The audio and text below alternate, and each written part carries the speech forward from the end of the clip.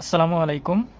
Chittagong board 2024 SSC পরীক্ষায় বীজগণিতিক রাশি থেকে এই প্রশ্নটা এসেছিল A equal to x is to x মৌলিক সংখ্যা এবং এক্সটা হচ্ছে 4-এর থেকে ছোট, M equal to x belongs to Z, এখানে জেডটা হচ্ছে সকল বাস্তব সংখ্যা এবং এক্সটা হচ্ছে -3 থেকে বড় এবং 3 থেকে ছোট, N equal to x belongs two N, extra হচ্ছে অর্থাৎ এটার উপাদানগুলো হচ্ছে 3-এর বড় নয় এবং y to the power 6 minus 42 root over 6 y cube plus 1 equal to 0। তাহলে এখানে ক নাম্বার প্রশ্ন বলা হয়েছে এ কার্টেসীয় গুণজ এ নির্ণয় করো। সি নাম্বার এম বাদ এন হলে দেখাও যে সি এর উপাদান সংখ্যা এন হলে পাওয়ার অফ সি এর উপাদান সংখ্যা 2 two the power N K সমর্থন করে। এবং গ নাম্বার দেখাও যে y equal to root over 6 plus root over 5।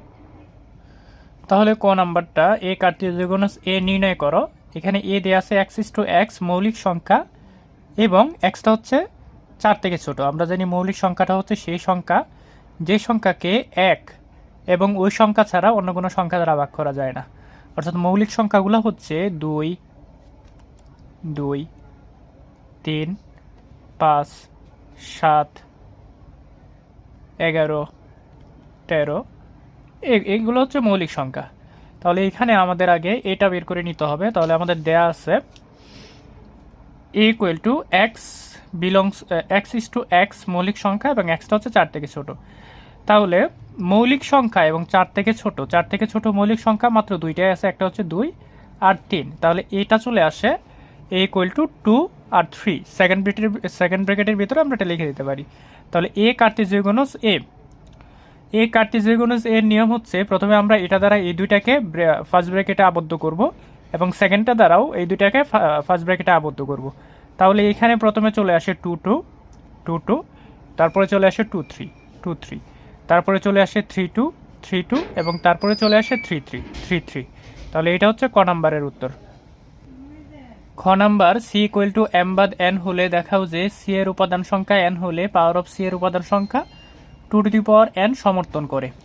তাহলে এইখানে খ নম্বর আমাদের প্রথমেই দেওয়া আছে এম বাদ এন, তাহলে এমটা দেওয়া আছে এক্স বিলংস টু জেড এবং এক্সটা হচ্ছে -3 থেকে বড় এবং 3 থেকে ছোট। তাহলে জেডটার মানে বলতে বোঝায় এখানে জেড ইকুয়াল টু আমরা লিখতে পারি এই পাশে মাইনাস থেকে শুরু করে যত মাইনাস আছে -3, -2, -1, 0, 1, 2, 3 ডট ডট ডট, অর্থাৎ এই পাশে যত সংখ্যা আছে এবং এই পাশে যত সংখ্যা আছে সবগুলো সংখ্যাকেই বোঝায়। তাহলে এটা দেয়া আছে আমাদের -3 থেকে বড় এবং 3 থেকে ছোট। তাহলে -3 থেকে বড় হচ্ছে -2, -1 0 এবং 3 থেকে ছোট হচ্ছে 1 2।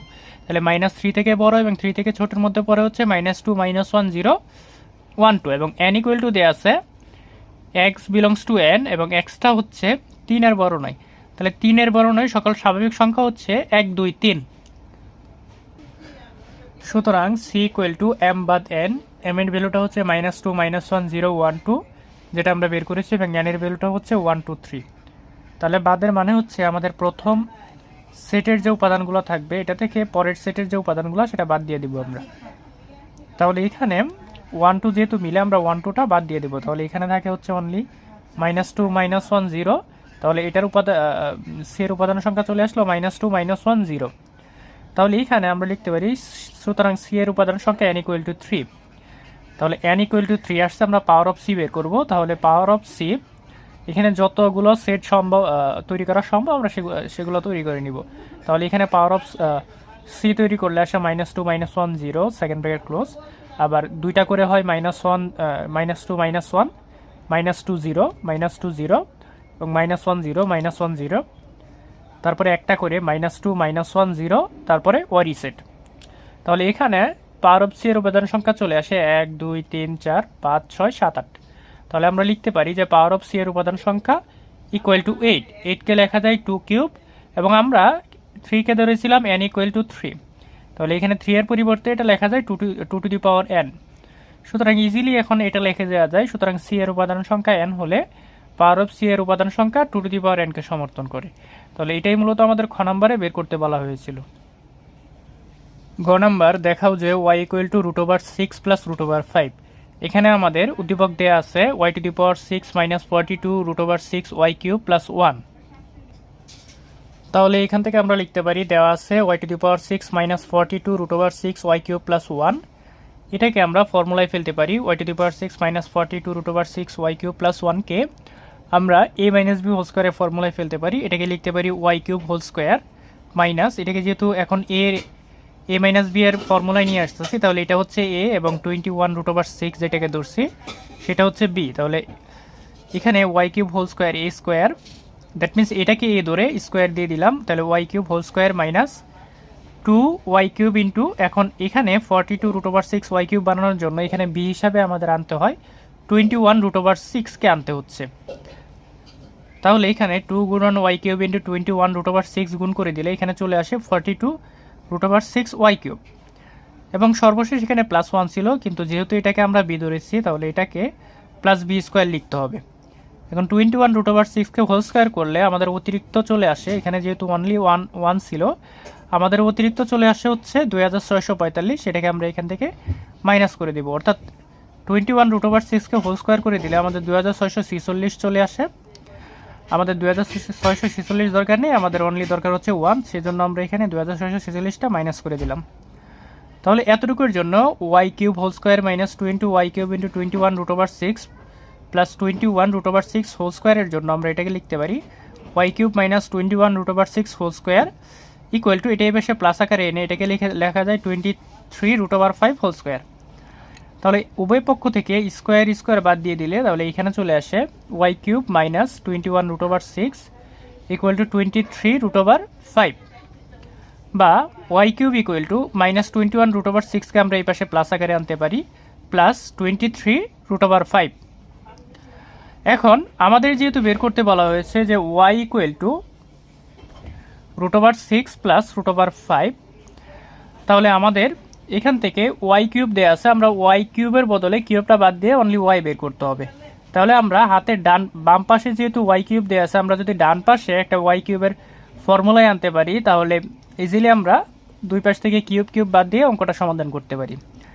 এখানে একটা খেয়াল করার বিষয়, এই পাশে যেহেতু y³ আছে, আমরা যদি এটাকে বা এখানে এটা যেটা দেওয়া আছে 21 √6 প্লাস 23 √5 কে যদি কিউবের ফর্মুলায় আনতে পারি তাহলে ইজিলি এই অঙ্কটা সমাধান করতে পারবো।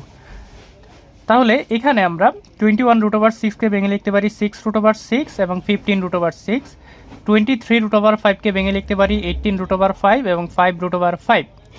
তাহলে এখানে একটা প্রশ্ন আসে যে এখানে আমরা 6 √6 লিখলাম এবং 15 √6 লিখলাম, এখানে 18 √5 লিখলাম এবং 5 √5 লিখলাম, এই জিনিসটা কিভাবে বের করতে হবে আমাদের, এটাই হচ্ছে সেই প্রশ্ন।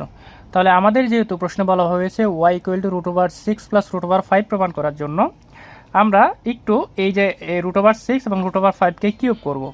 তাহলে √6 এবং √5 কে যদি কিউব করা হয়, √6 কে কিউব করা হলে এখানে চলে আসে 6 √6 এবং √5 কে যদি কিউব করা হয় তাহলে এখানে চলে আসে 5 √5, অর্থাৎ আমরা এটাকে এ ধরে এটাকে বি ধরে অঙ্কটা সমাধান করতে পারি। তাহলে এখানে 6 √6, এখানে 5 √5, তাহলে এখানে প্রথমে 6 √6 দিয়ে নিব এবং এখানে 5 √5 দিয়ে নিব। যেহেতু আমরা জানি a প্লাস বি হোল কিউবের ফর্মুলা হচ্ছে a³ plus 3a² b plus 3ab² plus b³ সেটা আমরা এখন a পেয়ে গেছি আর b পেয়ে গেছি, সেজন্য এখানে 6 √6 এবং 5 √5 লিখে দিলাম। এখন কাজ হচ্ছে মাঝখানের 18 √5 প্লাস 15 √6টা নিয়ে আসা। তাহলে এখানে এই যে ফর্মুলা অনুযায়ী 3a² b, 3 ইন্টু a কে ধরছি আমরা √6 হোল স্কোয়ার ইন্টু বিটাকে ধরছি √5, তাহলে এটাকে যদি গুণ করে দেওয়া হয় 3 ইন্টু 6 ইন্টু √5, তাহলে এখানে চলে আসে 18, 3 6 18 √5, তাহলে 18 √5 চলে আসে।